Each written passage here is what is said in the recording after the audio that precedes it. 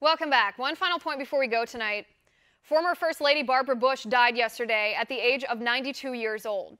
She died in Texas in her home. Her husband, former President George H.W. Bush, held her hand the whole day and was by her side when she died. Now, there are so many people who knew Mrs. Bush personally who can pen much more fitting tributes for the only First Lady who lived to see her son as president, too. Abigail Adams is the only other First Lady in our history to share the honor of being both the wife and mother to presidents, but Mrs. Adams died before her son, John Quincy Adams, took office. Barbara Bush watched her son, George W. Bush, in the White House and her other son as governor of Florida. I saw Mrs. Bush once in Kennebunkport in Maine, where the Bushes live every summer.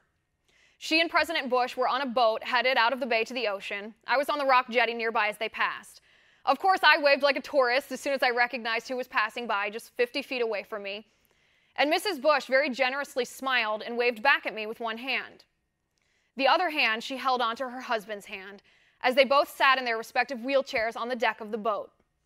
The Bushes were married for 73 years. My husband and I have been married for 8 months.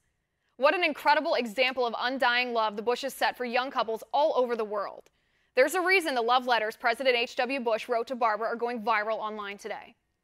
The president said about his wife, "I have climbed perhaps the highest mountain in the world, but even that cannot hold a candle to being Barbara's husband." Now, I read Barbara Bush's book years and years ago. I remember being terrified of the statistics she shared in her book that after her baby daughter died of leukemia, she learned that over 90% of married couples who suffer the death of a child end up divorcing. Yet this tragedy only served to strengthen the bond between she and President Bush and served as a test of her faith, which we could all tell was unshakable. It takes an incredible, a powerful, a godly woman to suffer such an unspeakable tragedy and use it to share the love of Christ with the world. After I read Mrs. Bush's book, that statistic about how many couples divorce after losing a child haunted me. I said to my husband, "What if someday we lose a child? Would that ever happen to us?" And he said, "No, it wouldn't." I said, "We would be strong like George and Barbara Bush." And he said, "Yes, strong like George and Barbara Bush."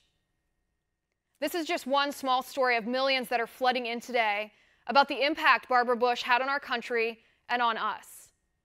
92 years old, 73 years married to the love of her life, a First Lady, the mother of a president, a champion for the family and for literacy, a woman of God. Our thoughts and our prayers are with the Bush family today. Rest in peace, Mrs. Bush. And that's my final point.